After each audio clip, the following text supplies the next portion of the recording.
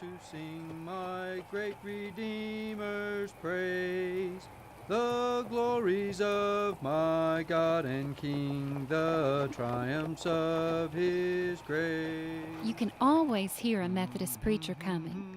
He sings at the top of his lungs.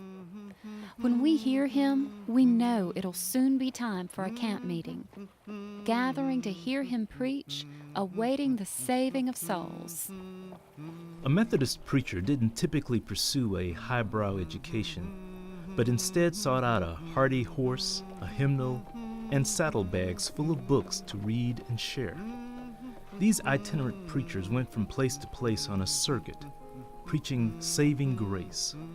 They not only suffered wind and rain, but they also were sometimes ridiculed and occasionally even jailed. It matters not where I spread the word. I'll preach through these bars if I must. It was this kind of devotion that helped spread Methodism first in Britain and America, then around the world. What exactly were these preachers saying that resonated with the people? Perhaps it was the plain-spoken message, one of love rather than condemnation. The theology was that of John Wesley, who laid out specific doctrine and discipline by which to serve God. A lot of days when I'm working this iron, I just think about what that preacher said about grace. God's powerful, loving grace. Changing my heart from a big old lump of iron into something strong and beautiful. Something Jesus can really use. I figure I'm kind of like this iron. I want to mold into something better, but there is some natural resistance. It takes the Holy Spirit heating me up, just a keeping on hammering into me that God really loves me, really wants me to take a new shape, more pleasing to God's eye. Only difference is, I'm not like this iron. I can refuse God's grace. I can run away. But now who would want to do something crazy like that? There are no barriers to God's love. God's grace can save us, but God doesn't force it upon us. We can respond to God's grace, or we can ignore or refuse it at our own peril. The Holy Spirit bears witness to our own spirits that we are the children of God. Such acceptance. People's lives had meaning. Social distinctions seemed to have no place in Methodist doctrine. It bridged diverse cultural, religious, and social backgrounds. Women were lauded as leaders, and slaves were just as worthy of God's love as their masters.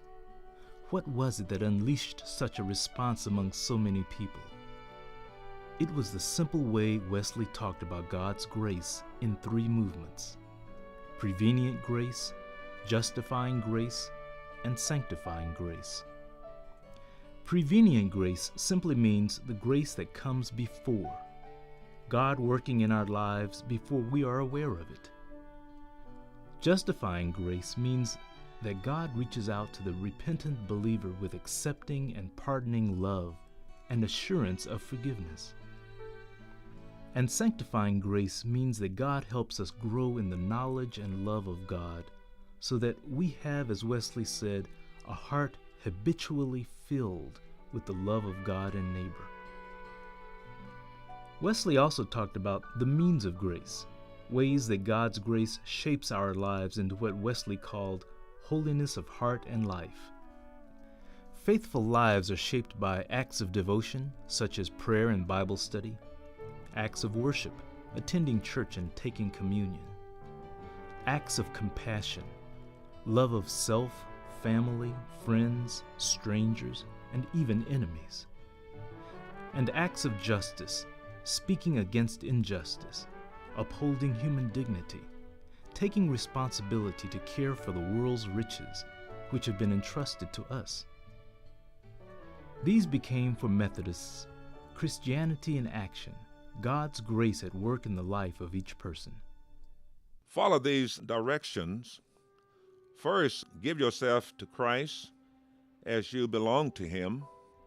Do His work here on earth.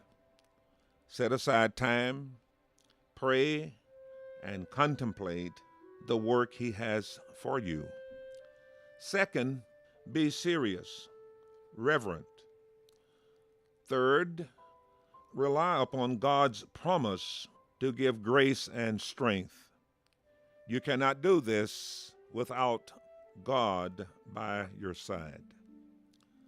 Fourth, be faithful to God. And finally, fall upon your knees and renew your covenant with God. We are asked to fill our hearts with God's love. Then there will be no room for sin. God will purify our hearts. Our struggles against God will be replaced with love and grace. We will grow to become more Christ-like.